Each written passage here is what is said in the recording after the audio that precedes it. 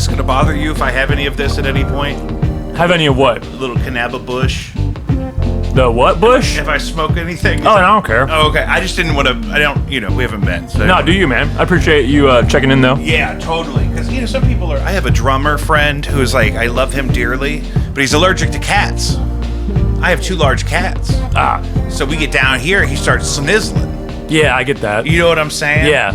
It's not like he's trying to sneeze. It's No, just... he doesn't want to sneeze. I mean, if it was up to him.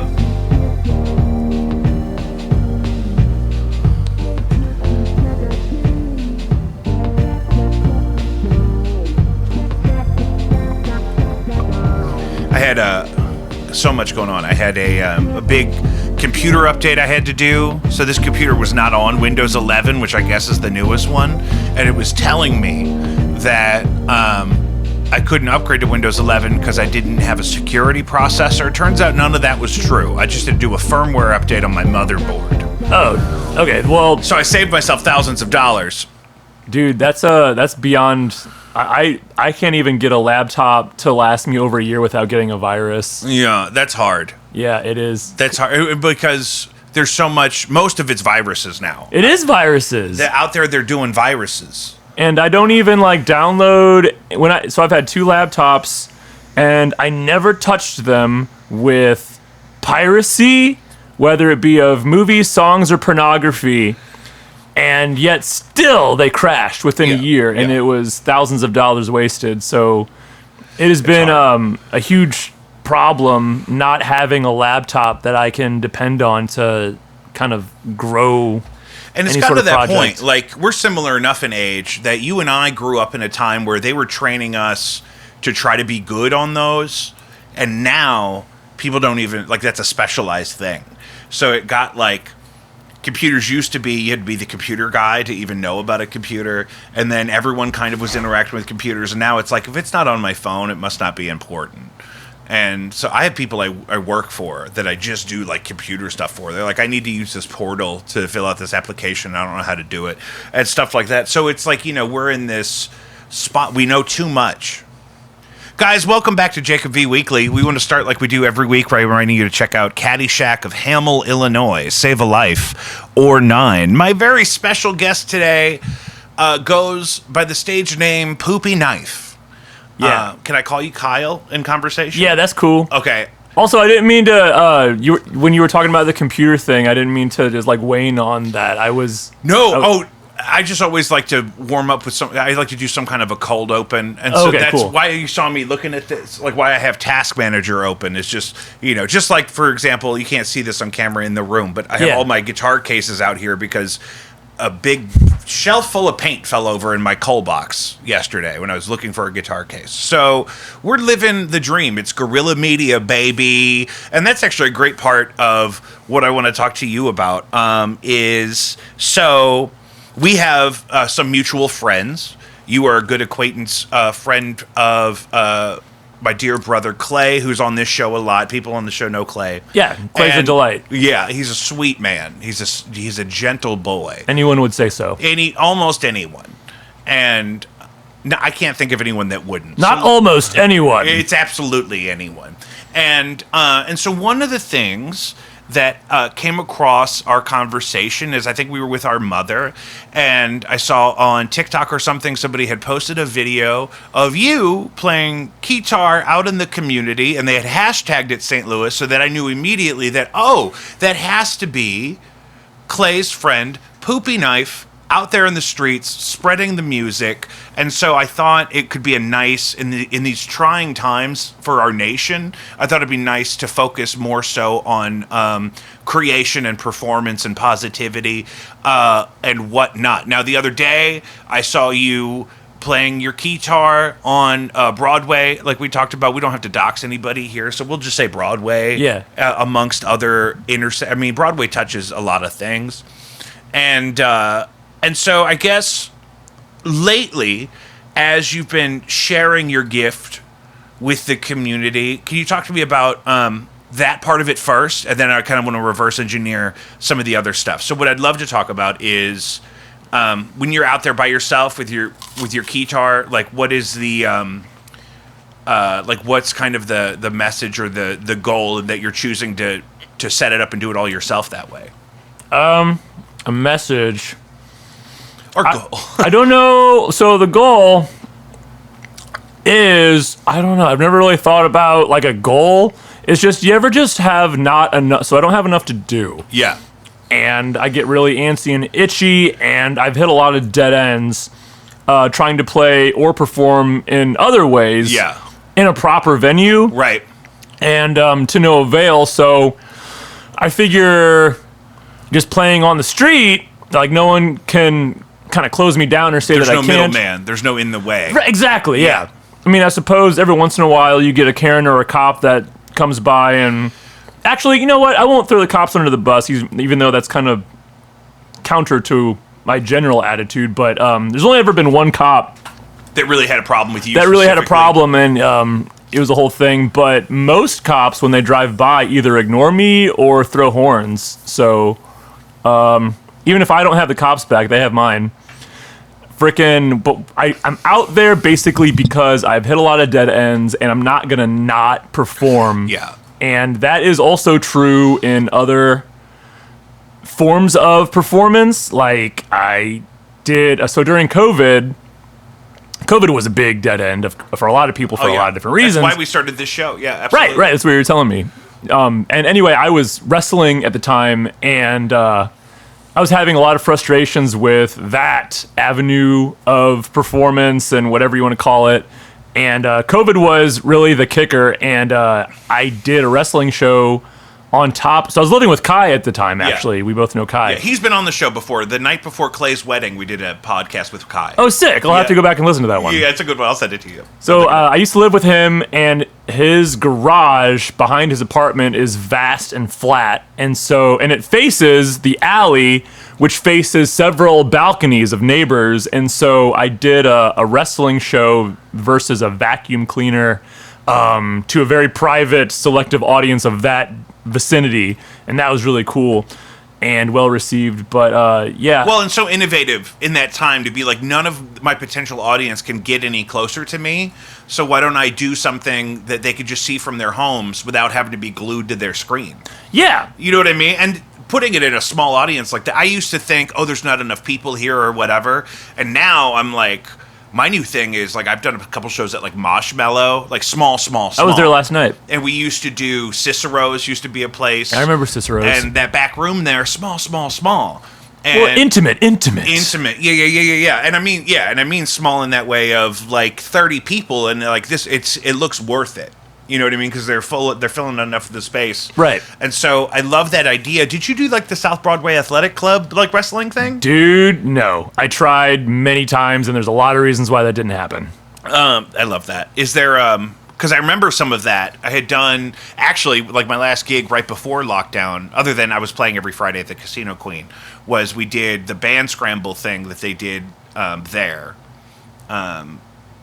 And it was something they wanted to bring back, but then we shut down for a couple of years, so we didn't do all that. But so you started off in the garage, performing for the neighbors. Well, I was on the garage, on top of the garage. On the garage? Yeah, on top of the garage. That's why you said flat. I'm like, flat? Yeah, well, he had a flat, the roof of the garage was flat, and you get on top there with a ladder. And I actually had a buddy of mine, his name is, his stage name is Google Plexia. He's an accordion guy, and he also announces actual wrestling. And he, like, commentated on it on a frickin' amplifier so that all the neighbors could hear it. It was awesome. And a lot of those neighbors, I don't even know if they were wrestling fans or not, but they just happened to live around, and they were just like wanting to do something. There's a show going on in the backyard. We don't have to watch Tiger King again. Right. You know what I mean? But yeah, I put like flyers up just all around the block of like a frickin' mannequin versus the vacuum. That was my wrestling name, mannequin. And anyway, so the Keytar thing is kind of similar, minus COVID, where I'm just going to do it, and it's going to cast an awfully wide net because people that drive past or walk past might not be a part of the music scene, but they're exposed to me anyway, and they might become music fans, or a lot of them may become less of music fans. I don't know. Yeah, conversion is such a conversation I love to have with people that are independent artists, especially locally, because it's the world I've lived in. I chose not to move away. I'm from St. Louis originally.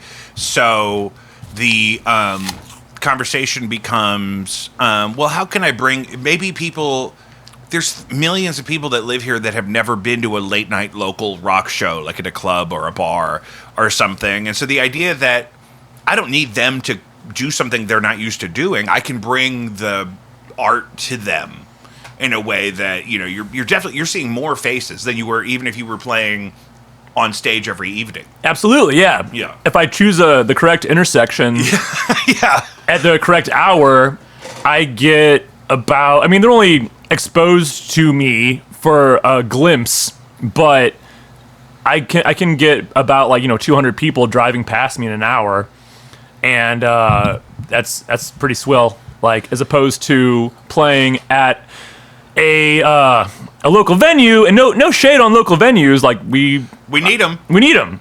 Sometimes though, there's a lot of people that are not aware of them that would be interested in them, but for some reason they're just out of the scene, you know, so they don't really know about it. There's a lot of people that don't know about Platypus or Marshmallow, and so if I play at a venue like that, which I would like to, and I have, but sometimes, yeah, the crowd is a bit sparse. Well, and not that I'm ungrateful or anything. At most, you can only do local clubs every 4 to 8 weeks on that spectrum. Yeah, that is another thing, is if you are consistently doing those clubs, people begin to kind of take it for granted. They're like, oh, I saw that guy like a week ago. And you know, I've done so many shows at the Heavy Anchor. It's like one of my favorite places. Yeah. And, but if you've seen me at the Heavy Anchor once, it's going to be harder to convince you to drive all the way down there to see me again. Exactly. Especially if you live in St. Peter's or, you know, Arnold or whatever the people are doing now. Yeah. That's not my reality, but we need them. And that's been the thing too. It's like, part of doing this podcast was I need a reason to check in with whatever my audience is every week. And then if people like the podcast, that could bring them to the music I already have released or keeps them updated on upcoming shows. But it's not like they have to come out and pay a cover every time they want to support me. There's other ways to do it. So, and we're going to do a performance today. So if you're not sure what Kylo's talking about when he's on these intersections, drumming up this business, you're going to find out today. But can you talk to me about that selection process a little bit? I got the idea that different intersections at different times of day are more ideal than others. Yeah. And so, like, let's start with the good ones. Okay, the good ones. The best one around here has been in front of Mokabee's. Great spot. It's on South Grand and Arsenal. Mm-hmm.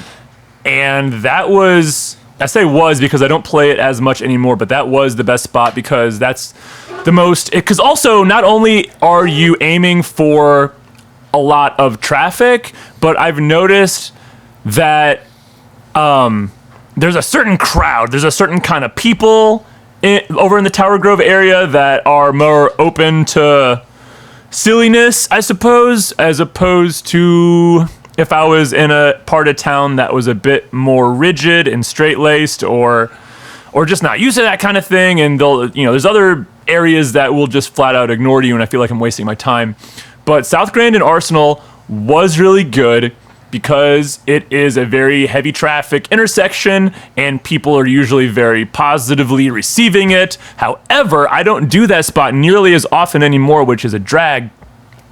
But it is because it is within direct earshot of a therapy office. It's right above Mokabee's, actually. Oh. And I've gotten, they've reached out to me a number of times being like, hey, love what you're doing, love it, but we're trying to iron out childhood trauma over here, and what you're doing kind of clashes with that. Could you not? And I will abide by that. I usually, if someone tells me to shoot... especially if they're polite. Yeah. Yeah, they're not cussing at you, they're not shooting at you. Have you ever been shot at? Performing? Not performing. Okay. You don't have to tell me about it if it's not that. But. I mean, I would tell you about it, but it's not relevant. Anyway, I don't usually abide when people are like, hey, shoo, unless they have a good reason. And that was a good reason, so I don't play that intersection nearly as often. Sometimes I'll do it on a Sunday because I understand they're not working during probably that not day. Saturdays afternoon either. Right. That's a great one. And like you said, I love that you mentioned, like, of course, physically the location is ideal for visibility and adjacent to things people are already going to do. But also you mentioned that's a great intersection to find people that would enjoy stumbling upon you. Yeah. Because that's so important. It's not just, oh, this bar and grill is going to let me play, so I'm going to play there. It's also identifying... this is a place where there's going to be people already that would like to see me, even if they don't already know about it. Like, the people that are really going to be cranky about a guy playing keyboard on the side of the road are probably some of the same people that are not interested in driving through Grand and Arsenal on a regular basis. Right, You know what I mean? Yeah, because that's like a fun area, It's right? a fun area. And There's if you're the down park there, and- you don't mind a little petty crime to get some international cuisine. Right. And whatnot. I tell people all the time, I pay the 1% earnings tax for living in the city so I can get stabbed in the neck on the Metrolink. That's accurate. This balance is key. But I need flavor. Yeah. I mean, if The it was spice. if the Stepford wives out here, we would. Who cares? It would be a waste of bricks. Is what it would be. Amongst other things. Amongst other things, what would the police be doing? Then they'd start getting on your nerves. Yeah, I they think would. that's the thing too. When you were saying that the police are typically pretty supportive and they'll throw you the horns or whatever, is I think they're just so grateful that you're out there performing and not trying to throw a keytar through a window at somebody. You know what I mean? Sure. They would rather see people on the street doing something creative or engaging or positive than the usual stuff they actually have to do. Maybe. I'm not sure what they want. I don't really know what, because I find that a lot of cops do not have a sense of humor whatsoever. So I do get a little nervous when when I see one drive past, even though it hasn't really been an issue. I'm like, so like there was one time I was kind of further down South Grand, not on Arsenal, but further down South Grand. And a cop drove by and threw on the whoop whoop, and it, like, a chill ran up my spine, just out of anxiety because I've had experiences in the past that were less than ideal, and so I'm like, great. And it's not that they have anything on me, but still, like, the reaction is just reacting to you don't old memories. to be put on the spotlight like that. It's like, I don't think I was doing anything wrong, but what's he gonna? No, I wasn't. Yeah. But anyway, so she freaking throws on the whoop whoop, and I'm like, great. And sure enough, out the window, she's like, yeah, go you, rock on. Well, she doesn't even realize that sound that she's like from her car like is a sound of terror. Yeah. So mixed signals is kind of what I get. You would think, because a lot of them. A lot of police officers have told me different things about. I work in schools, so I'll interact with police that are working, events or working the campus or whatever.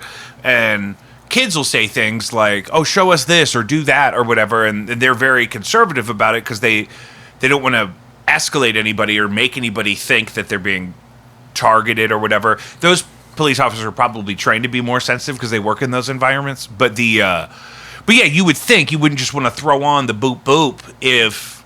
Usually, when they do that, they're about to give somebody a ticket or arrest somebody. They're trying to get somebody for something. Usually, it's not you're giving props. Well, and so you would think she would think, oh, somebody might shoot at me if I do that.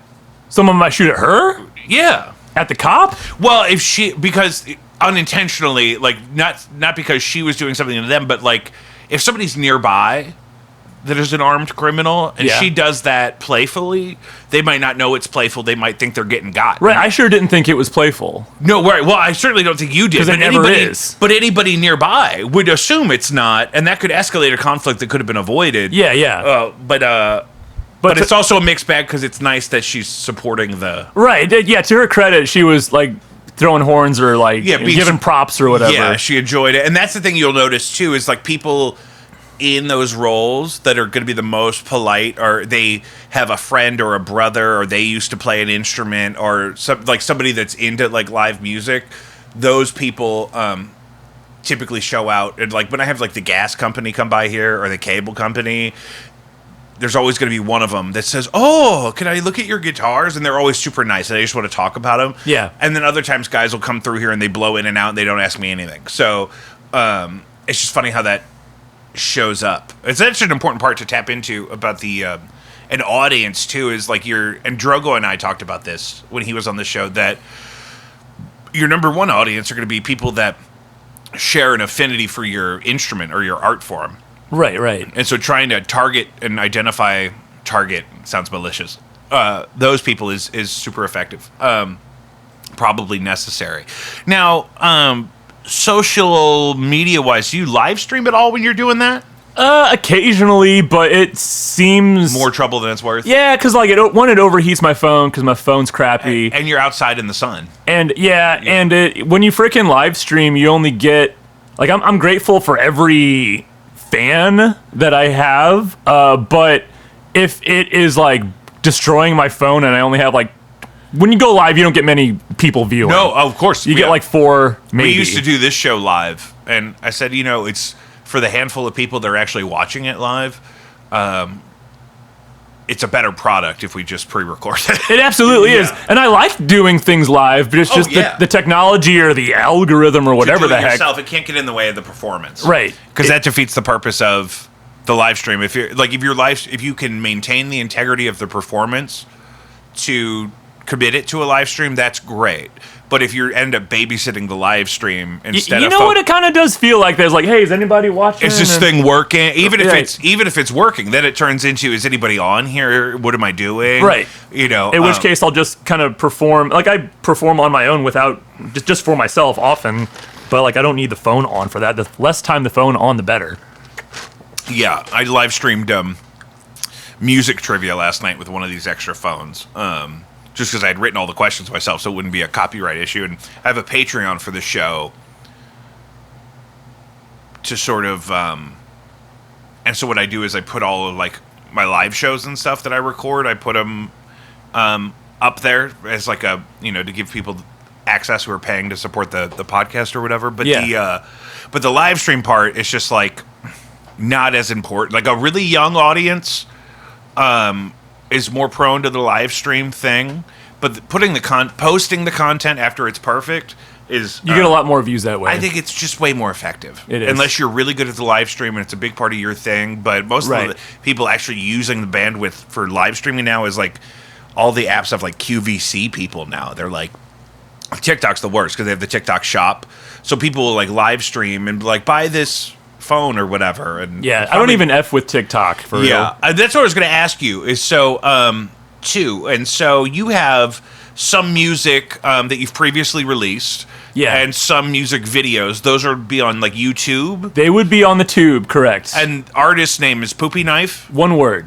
As one word. Yes. I needed to ask you that for later too, for the title of the episode and whatnot. Do not separate the poop from the knife. Do not separate the poop from the knife. That's very German. Germans have really long words because if it's one idea, it should be one word, and they'll put like 5 words together.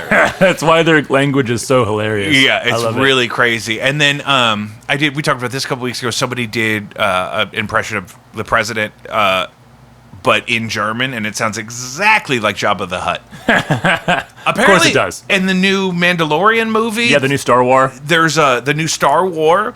There's a Hutt battle. Like he fights. He fights the Mandalore, right? Right, but it's not Jabba the Hutt, I don't think. No, it's Jabba's kid. Yeah, and but this is the first time we've ever seen. Now I want to go see it, just because I found out that scene is in there. I haven't seen it yet. Okay, so we're gonna talk Star Wars now. Yeah, we can Star Wars. Okay, this is a Star Wars friendly platform. Frickin' the Star Wars has like broke my heart multiple times over the years. Clay was just telling me about this on our last episode. Just like shattered me, so I'm pretty not into it anymore these days. But I do kind of pay attention when a new thing pops up and enough people that I trust give it the thumbs up, then I'll check it out. Well, and this is what Disney should have done with the IP is beta test a little bit of their concepts in episodical form and then run the features on the ones that work. You know what I mean? They did 3 seasons of Grogu and the Mandalorian. Yeah. And on an episodical form, they've ironed out a lot of things. They had a lot of positive feedback, and then they said we can come back with this with a feature, and it opened up the scope for them and the budget to do things like the Hutt battle that they had never done in the IP before. Yeah. IP is intellectual property. We're industry insiders. Right. So we use acronyms. We're IIs. Yeah, we're IIs, and we're talking about IPs. Uh-huh. And so that was a thing, like even the CGI Luke Skywalker when he comes to pick up the Grogu and like the return of Boba Fett and whatnot, like all that stuff, I thought they pulled it off. And things like they did it backwards. What was the Rogue One? Yeah, I saw that. I liked Rogue One a lot. I saw that. That was cool. I saw... There were no Jedis in it. Right. And there doesn't need to be, because there's a lot of other stuff going on in that world. And that whole movie was, they took one line of dialogue from the original. Many Bothans died for this information or whatever the heck. Yeah, and they turned it into a feature-length film that was not a waste of my time. I even enjoyed Solo. I can understand why people didn't like Solo. That is trash, bro. That was trash. I saw it in the theater one time. I don't even know why I was... Dude, I regrettably saw all of the 20-teen Star Wars movies in theaters. I don't know why I wound up seeing Solo, because I don't remember being stoked about that at all. I must have gotten like a free ticket or something. But man, that was garbage. If you liked it, great. I'm not going to say you're wrong. I'm not going to defend it. It's literally just a movie. But that was the one where I was like, okay, they could really shit the bed on this. And then they did. Yeah. Stewing in it. And we don't have to go title by title necessarily, but that's part of the space that's so overwhelming is anything anyone has ever liked, there's tens of hours of now.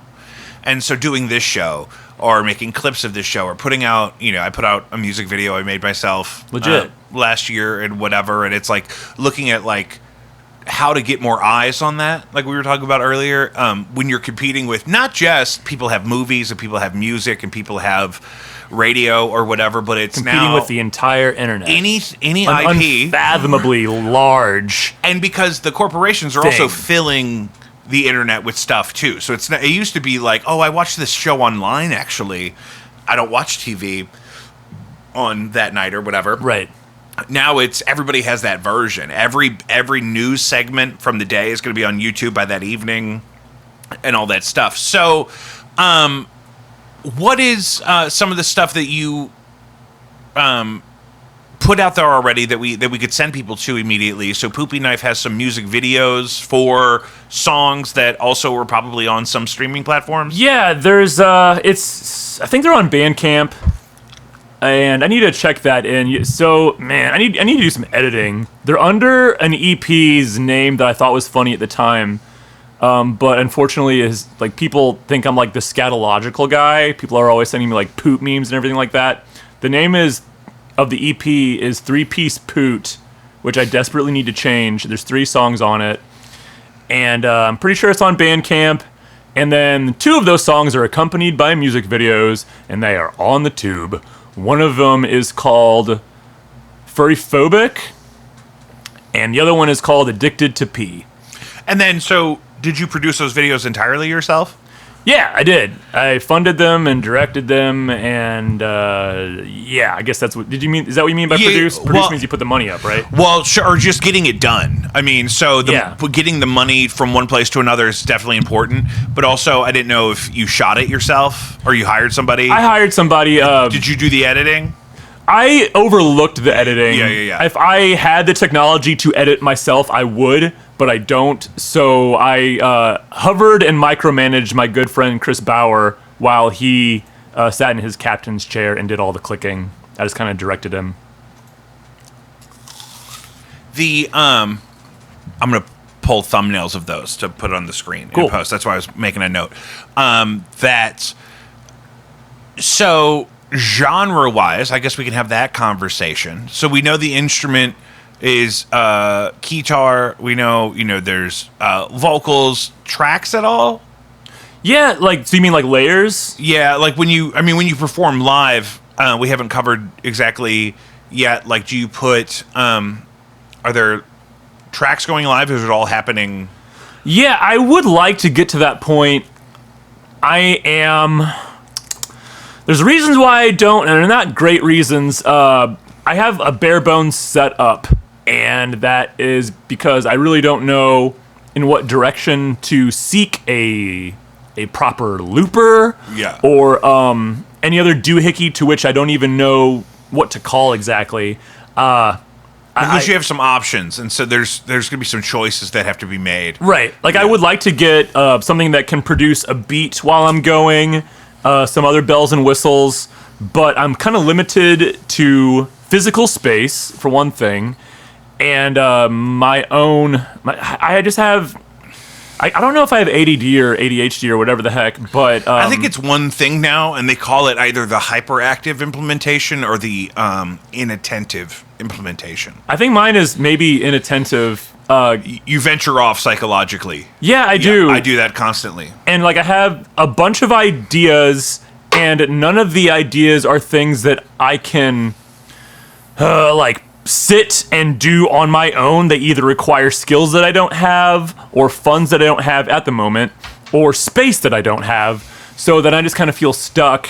And so that's why I just have the keytar and just a little battery-powered amp. That's why all this junk is down here, because it was like starting my career and like, okay, I want to make songs and everything that goes along with them, and I don't want to just spend money per hour at like a studio. Right. No, that's...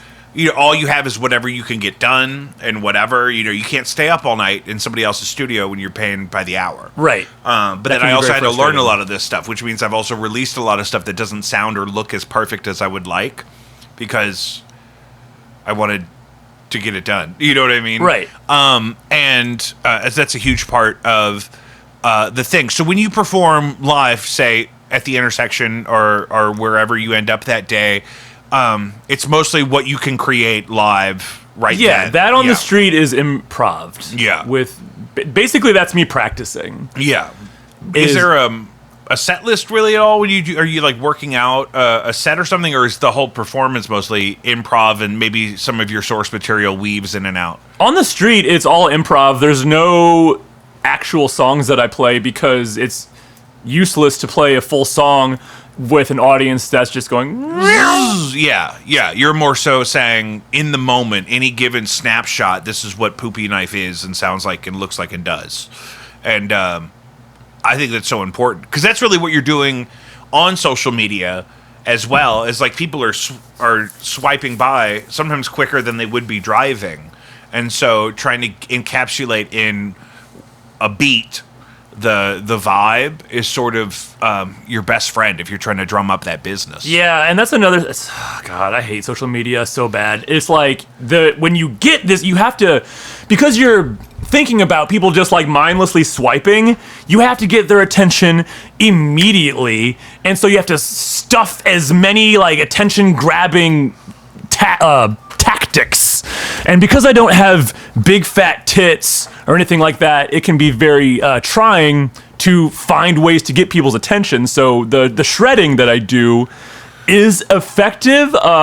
It is also largely effective in which the setting where I'm in, there has to be like an interesting place that I'm standing. You're interacting with it. Yeah. Like it's a part of the instrument or something. Which almost has very little to do with the music itself. Right. So yeah, it's very frustrating. That's what frustrates me about if your idea is I'm a musician, I'm a performer, and I want to perform, like we were talking about before, just forcing whatever you want to perform into an environment that's not expecting it doesn't really make any sense.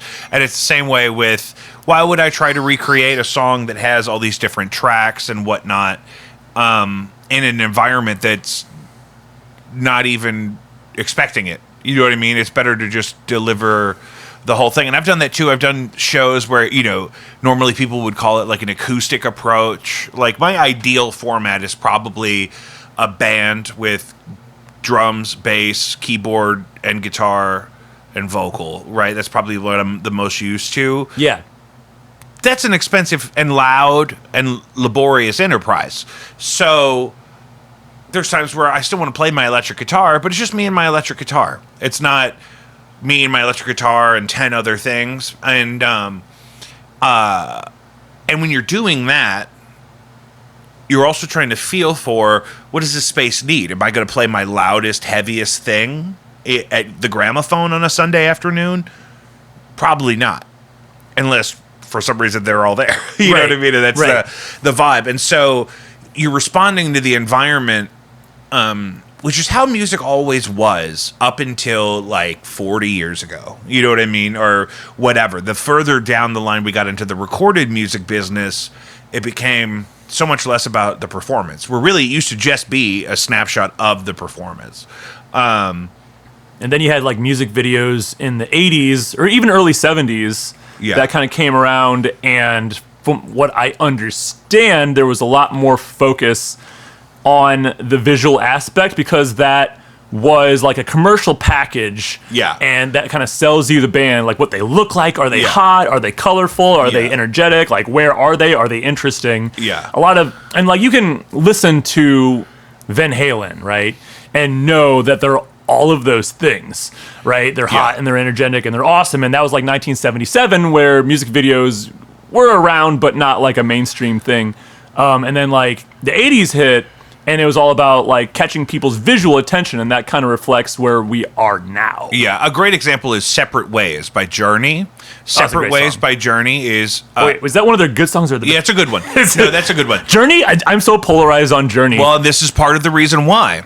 If you just listen to "Separate Ways," or it's in a movie, or it's that's the one that's like someday love will find that's you. A whip ass fucking song. Okay, Yes. so that song rocks. Yes, it that does. video sucks. That video, they're on a dock, at like a harbor, and they're just kind of singing at the camera and kind of posing and being real serious. One, totally shit the bed on this. It's daytime. That is not a daytime song. I get that.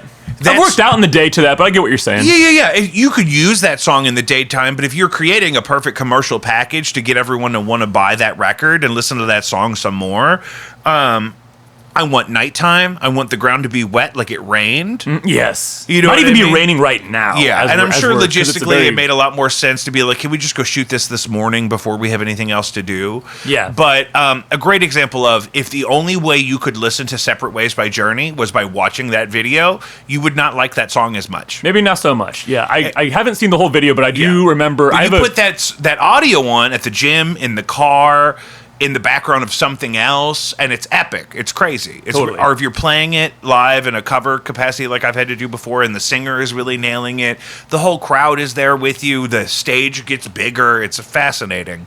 The power of it, but you could totally ruin it by putting it in a shitty box. Absolutely. Yeah. Well, because for one thing, if you're busy watching something, you can't really you can, but when you're rocking out, you got to move around. And that's why music is like a fluent kind of artwork where it's not holding you in place. When you're looking at something, it's holding you stationary, right? And that song is such a powerful song that you have no choice but to just ramp around the room and knock things over and just throw your fists up and do push-ups or whatever. It's like how we talk about with live music and the different tools we use is that, playing guitar through my 3 guitar amps and my wet, dry, wet, super stereo, tube-driven rig is epic. It's a lot of work, but it's definitely like the most ideal version of that experience. And there are some songs like that where they sound better when there's movement and you're feeling the air move. Yeah. You know what I mean? And or you could smell things, or you could, have a physical experience. You're listening differently if you're physically moving, number one. Yeah. Can we get that out of the way? Can we get that on the record? If it depends. I think it depends what genre it is. Like there are some times where, like if you're in a chill lounge with a martini and there's like cocktail waiters and waitresses, and that's like a sit still kind of music. Or there's like even like meditation type sounds where the whole goal is to sit still and just kind of let it pass through you. But like rock and roll is not that. No, it's Journey not. is not that. That song anyway, specifically. No, is not that. sure. I mean, there's Journey has some softer stuff, but it's a powerhouse vocal. It's something you're supposed to listen to. That music was made to be actively listened to. Yeah. You know what I mean? Mm-hmm. Like, you're in the stadium and they're there and they're doing it and you're with all the other people and, sometimes that's not ideal. I saw a band, I got seats at Riverport, which is called the Hollywood Casino Amphitheater in this century, I guess. And It's Riverport. It's Riverport, baby. shout out to STL Style on Cherokee. You can get a Riverport T-shirt still, I think. Tight. Which is sweet. I think Those I are have good one. boys that run that shop. And that's who introduced me to Drogo, I think. Was one of the twins, maybe. That makes sense. I remember seeing them together. Yeah. And but Riverport and so seeing, like, I saw Kiss on their farewell tour there. Tight. And things like that. But I've also seen some bands there where you can't get away from the audience and you have to smell them. You know what I mean? Yeah. Because you're outside baking in the sun. And whatnot, but it's all kind of a part of that experience, which is also, I think, a big part of this whole lo-fi hip-hop chill study beat. I'm so into that. I love that stuff, man. I think it's because it's I would so much rather have the mundane parts of my day nurtured with music. You know what I mean? Yes. But that music is also for those times where you're by yourself and you're supposed to focus or you're supposed to relax or both. Yeah. And those lo-fi beats are perfect for that. Yeah. And there's such a great catalog of them now, and they'll like have themes. Like there's one I put on at work that's called like Abandoned Outpost or something, and it's all like chill, like lo-fi, like but like sci-fi kind of themed like stuff. It's great. It's like lasers and tasers and stuff. Sure, lasersandtasers.gov. Heck yeah. And so let's talk about that, the sound a little bit before we hear any of it. Is when you were growing up, piano was your first instrument? What was my first instrument growing up? I did have piano lessons briefly, but I didn't really care. Like, I didn't care about anything until I was well into my 20s. So I had piano lessons briefly, wasn't disciplined, didn't really practice outside of like being with the teacher. I also had guitar lessons for a bit with my uncle. I have like a KC95 type uncle, and he plays guitar, and he tried to show me how to play guitar, but I wasn't disciplined or focused or just, I don't know, I just didn't care. And it just didn't stick with me. I got really frustrated, and if I got frustrated with something, it wasn't worth doing. I couldn't wrap my big meaty claws around the neck of the guitar and have the strings do what I wanted them to do. It's they would always frustrating. run into each other. Yeah, it requires like some commitment with no payoff, really, kind of early on. Early on, I suppose, yeah. But I mean, if you're like early, Journey or Kiss, early. I'd say it paid off for them. Yeah. Oh, yeah. Yeah, for sure. But you just trying to like, because you may have an attraction to it. But the initial frustration of I can't recreate the thing that's in my head yet is something that I always had to coach students on fighting through. Because it pays off pretty quickly once you can start to, but that first a few weeks or a few lessons or whatever is really hard to get over that hump. So I guess that's more the question then. How did you end up with keytar being your primary instrument now? Kind of a boring story. I saw some Devo music videos, and they were like all 5 of them were playing keytars, and I just was like, that looks fun. I could do that. And a keytar, as opposed to a guitar, just requires you to press buttons, as opposed to finagling your hands and contorting your fingers to do these very specific dances to make chords happen, which I still can't do. And with a friggin' piano, you can do that a lot easier because the buttons or the keys are quite wider than the string. So they're a lot bigger, or that is more ideal for my hands. And then, but I still wanted the feel of a guitar because you can be mobile and run around and rock out. And you can rock out. People can rock out on their piano, but you're still like sitting still, right? And that's fine. But I've also seen want to run around and stuff. The keyboardist had keyboards at different sides of the stage, so he could run back and forth and do different things, but then arrive at a keyboard. Totally, yeah, but that's cool. But then you need that many keyboards, right? But yeah, so that the mobility is a huge thing. I also think there's some keyboard sounds where you could do a whole accompaniment with just one note at a time. You know what I mean? Because of your range of sounds and octaves and whatnot that you could do there. Let me hit pause for just 1 second. Yeah, do you? I'm just going to pee real quick so that I can stay focused. We'll be right back, folks. We'll be right back. I'm going to leave potty break stuff rolling so I can cut it and post.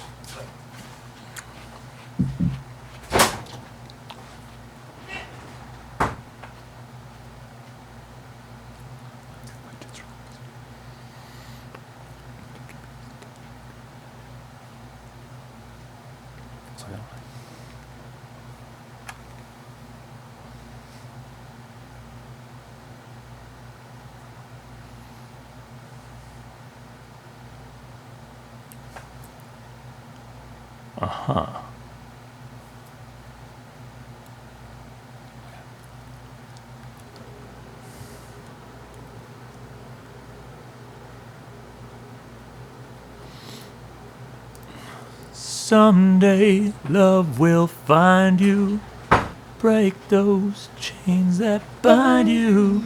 You know I still love you, though we touched and went our separate ways. It's a great song. And we're back. So I think genre is the main thing I kind of wanted to talk about as far as influences go, from when you decided at any age to start making music of your own. What were some of the... I always feel like my biggest influences are the ones that didn't just make something I liked, but they made me feel like I could make it. Yeah, okay. The ones You know that, what I mean? And when I was a kid, it felt like everything that I really liked artistically seemed so out of reach and impossible to achieve. I was a very uninspired kid. Well, I guess I was inspired, but I don't know. I just never really felt like I could do anything with my ideas. But the things that did give me ideas, I guess, shoot. So I had an obsession with like action figures when I was a kid, as opposed to like, you know, healthy obsessions that kids have, like, you know, I don't know, fishing.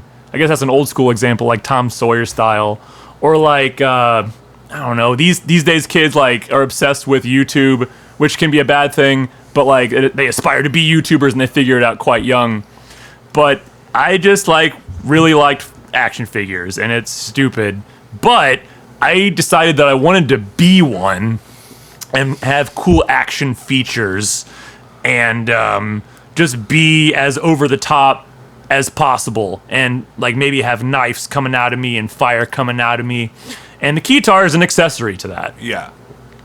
And that's kind of what the goal is. And there's a bunch of other toys that I'm cooking up, like I want to make a flamethrower and all that. Yeah. So you saw Fury Road? Yeah. No, I did not see Fury Road. I've seen two Mad Max movies. No, wait, hold on. Yeah, I've seen two of them. And it was in recent years that I saw them. I saw the very first Mad Max. I actually watched it with Kai during COVID. Yeah. And that was the first time I had seen that. And then I saw the most recent one in theaters, and it was the one that came after Fury Road. Okay. I think that was like 3 years ago. Yeah, and because in Fury Road, there's just this great villain that's like on a rope system playing guitar that shoots flames or whatever. Yeah, I think I've seen clips of that. Yeah, and also like I play Pokemon Go every day still for 10 years, and there's Armored Mewtwo, which has like armor with like knives coming out of it. Legit. That I love. Mewtwo's dope. Yeah, you gotta have that, and so that was my thing too. Is like I don't necessarily enjoy their music, but like Gwar. Gwar is awesome. I also... And there's some of their music and some of their appearances on, like, the AV Club and stuff that I really, really like. I just haven't listened to tons of it. But, like, the theater of it and, like... that's why you go see Gwar. Yeah. Is the visual spectacle, and obviously rock and roll as well. And if rock and roll stopped with CCR and Zeppelin 1, we would have moved on to another art form entirely.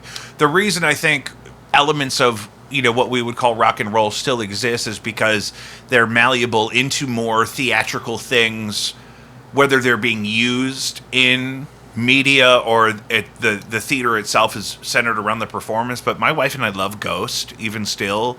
And I never saw Ghost, and I couldn't tell you any of Ghost's songs. Yeah, not a big deal, but it's a lot of fun. I'm sure it is. Yeah.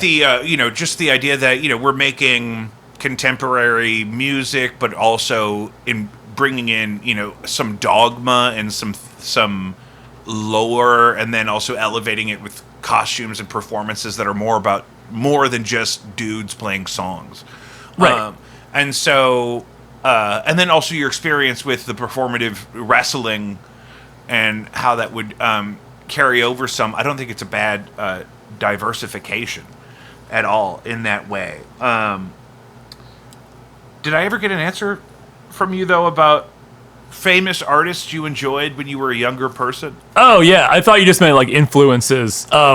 As far as, like, established artists instead of, like, just things you come across while your time on Earth is going past you. Let's see.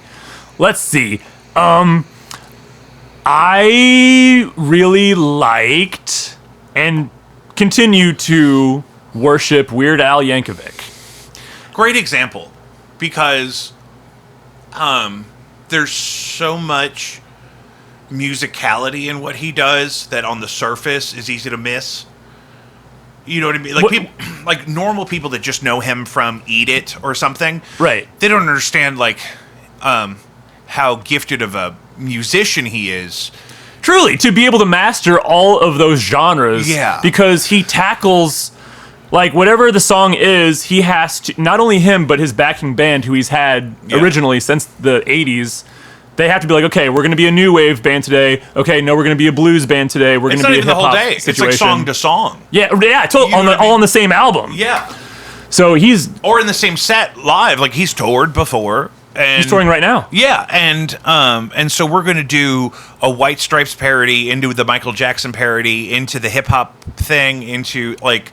and so not just technically being able to pull that off, but to pull that off in a cohesive performance in a way that's enjoyable for an audience is absolutely masterful, and I don't think it gets enough credit because it's comedy, maybe. That's the thing, man. It's the same thing. Can we talk about that for a second? It's the same thing with Tenacious D. No, there's a lot of cringe associated with Tenacious D. Cringe? What is that? What is cringe? Yeah. What is cringe? That's a great Did they do something bad? Well, did they touch a kid? No, they didn't. No, they didn't. So what is cringe? Like, I don't think it's cool enough. Is that what cringe is? Yeah. Is that what it is? Because it's funny, I guess it can't be cool. Like, right. Caroline and I were talking about this the other day on the show, that, like, we grew up really loving pop music in a way that we didn't know wasn't cool, but, like, there's elements of Britney Spears' catalog or the Spice Girls that are really formative to me, but, like, you know, it's not cool to talk about those. What?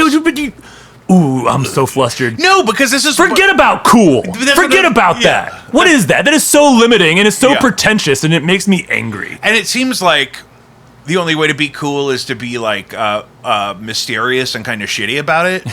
Yeah, and like, scoff and, like, oh, you like what I do? Like, and just... Like fuck that, man. Yeah, it's like, what do you mean you actually want to talk about the thing that I put all this time and energy into? People call me a dork or, like, a music nerd because I love, like, if you say, oh, your guitar sounds really good, I want to talk to you about everything I did to help the guitar sound good. You know what I mean? Right. I want to talk to you about cables, and I want to talk to you about, pedals, and I want to talk to you about different things I've tried, and I'm happy to... it would be a real boost for me if people wanted to talk about it. So, but some of the music there, especially when we were, like, teenagers, would have been... I'm 35, for your example. We don't have to tell anybody how old you are, but I'm just pointing out... Timeless. Yeah, you're timeless. That the thing was, like, everybody was way cooler than they were versed in their art form or their instrument or whatever, and everybody was worried about, are you learning to play the right kind of stuff, not the right kind. Yeah. And that's the thing. It was like, and I was like, I thought this was rock and roll. I have to conform to the mainstream of rock and roll? What are we talking about? Man. You're not doing it the way that I like that people do, so that means that you're bad. But and isn't the whole point, like, it all started because everyone's parents hated it? Like, you know what I mean? yeah. Isn't that the point? Uh-huh. And so if you want to go out of your way to make something very, like, I don't like the Bare Naked Ladies. I know that's like a very old school example, but I don't like that band. But I find them to be very rock and roll because they are a very plain Jane frickin' cracker band that is not rock and roll. It's so square, but I give them props for that. Well, and like REM was like that. Like REM, totally, yeah. REM was not Led Zeppelin. REM didn't want to be Led Zeppelin. Very granola. And REM was in a college town, and they were on college radio. They're very soft bottom white boy rock and roll type stuff. They are not trying to break a bottle over your head. They're not trying to steal your girl. They would be very nice to her if she came home with them for an evening, I'm sure. Maybe, yeah. Maybe. I certainly fucking hope so. But yeah, they're not like these like titans of music that like with the arena rock thing, there's so much about it that was fun, but the prevailing sentiment that came forward was, you got to be like aggressive and uber masculine and like big arms and sweaty. Totally. And then you get like all these bands in the 90s and 2000s that just do that part. They're just going to wear their glasses and their little collared shirt and I'm not into any of that stuff, but I give them props for being authentic, I suppose. Authentic was the word that came up with Caroline too, is that like everyone was looking for who's like the most authentic.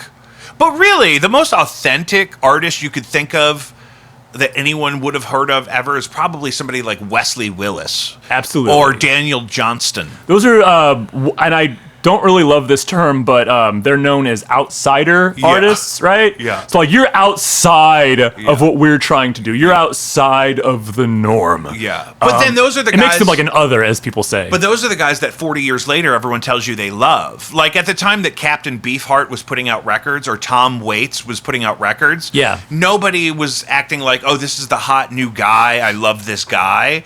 People were like, okay, he's doing something, but let him do it. And then years later, everyone acts like, oh, that's the best thing ever. And I love Tom Waits. Yeah, I also love Tom Waits. Sure. And there's, what was the other thing I mentioned? Beefheart. There's some songs, some Captain Beefheart songs that are absolutely formative to who I am as a person. But I don't put it on in the kitchen. You know what I mean? You could. But depends what you're cooking. So people act like beef. Yeah. Okay. That's what if you're making appropriate. If you're making a dry martini with gin and you're grilling red meat, you put on Beefheart. That's the only time.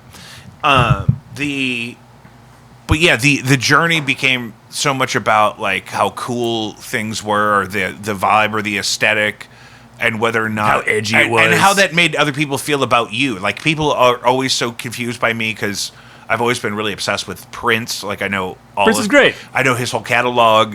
Big fat catalog on that guy. That's the thing too. It's like there's so much of it to discover and re-listen to, and but especially when I was a kid, he wasn't still cool to kids. You know what I mean? Like by the 90s, I guess because I didn't know who he was in the 90s. I didn't know who he was until I was a teenager. Yeah, and then he kind of broke back into the mainstream in 2004 with Musicology, and he had a video that was out, and he did a big tour that was the biggest tour that year out of everybody, I think, and whatever. But people were always like, why is that 14-year-old boy obsessed with the guy that did Purple Rain? And because they were just thinking about Purple Rain. Right. Number one. And number two, I guess they don't think it's something they would want to do to project that they're really into one specific thing. It got to the point where everyone was like, oh, I don't even really like music. I listen to whatever's on or whatever. I'm like, Jesus. Yeah, that is a red flag for sure. Yeah, like you've given up on caring about the thing I've dedicated my life to. That's crazy, big dog. Yeah, like if you're just gonna throw on the radio just to have something on and you don't mind the barrage of 40-minute commercial breaks or any of that garbage and just whatever. I don't want to get negative, but yeah. No, but I'm so glad that you and I kind of have a similar frustration about that. That throw something on. Yeah. That like the idea that it's like people hesitate to be honest about stuff that they feel good about because they're afraid other people will think that's not cool or something. Which is so weak, and that's artists and people who aspire to be artists are often deeply insecure. Yeah. And I am no exception. And there is a strain to be accepted when it comes to like finding like the local crowd of people who are all, fancy themselves to be rock stars or artists of whatever, and you find them and they're all kind of like established in their own way, and you want to make yourself palatable to them, right? Yeah. And you and I was in my I didn't suffer from any of that anxiety during my teenage years. It didn't hit until like my mid 20s, and I like kind of found myself in the punk scene, and I kind of buckled and was like, oh well, the things that I like are they keep things They think they're stupid, so I should like shift into the things that they like so that I can participate. But the things that they like, I actually think suck. But I want to be among people having a good time. Yeah. So I'll pretend like I like Burger Records, garage rock, or math rock, or any of the things that were hot during that time in my life. That's the when I was first starting out, I really wanted to be around other people that were, playing guitar and writing songs and sharing it with an audience, doing something new. And I had no problem starting off at the Creepy Crawl or playing first out of 10 bands at Pops or something. I had no problem doing that. Yeah, just cut your teeth with whatever you can get. No problem. I was certainly happy with that. But then there entered in all this anxiety about, like, are the other guys going to think my guitar amp is cool enough? Or, you're finally in, and then you feel like your insecurity develops amongst these people that are doing the thing you're aspiring to do. But that is so not rock and roll. It's not rock and roll at all. It is so rock and roll to throw all of that to the wind and not give an F. Not give a shit and at just all. walk in there and just drop something that's totally absurd and totally not what they're doing, and you just drop it there and let it stink up the room, baby.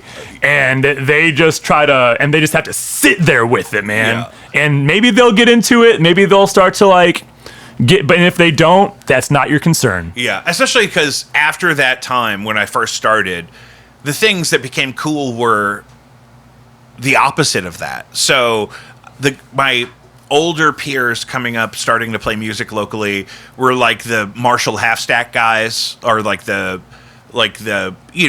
big classic rock tube amps or whatever. Now, that McGee guy he's playing the preamp on his Tascam. It's his actual guitar sound. It's not a guitar amp at all. And Jack White always had the really cheap Silvertone amps. Right, yeah. And things like that he made it work. And it became like everyone's like, oh, he's a genius because he didn't have a really cool amp. That's my warning that we've hit the hour. I would love to set up to do a performance. Yeah, I can do that. Is that cool? Yeah, totally. Guys, Jacob V Weekly here live with Poopy Knife.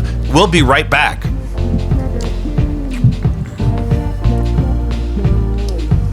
So you usually do an hour-long episode? Yeah. Okay, cool. Cool. So the people that know me from just being on the street don't expect, I kind of throw a curveball at them when they actually see me in a proper venue, like a stationary place, because they don't think that I have actual songs. To their credit, I don't have that many as of yet. But yeah, they certainly don't expect when I bust out Addicted to Pee, which is the name of this song.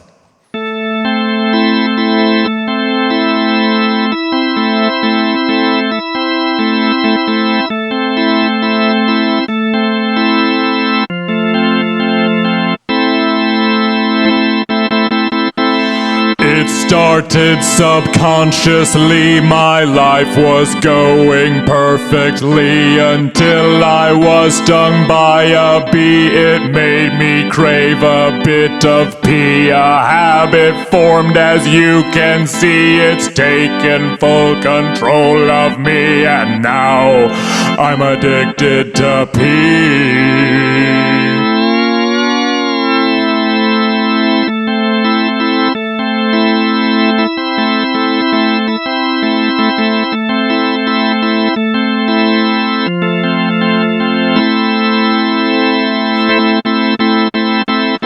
I bump a line of smelly pee and lie there still euphorically. I don't know what's become of me. Without it, I'm in misery. I steal it from my family, and they are all ashamed of me because I'm addicted to pee.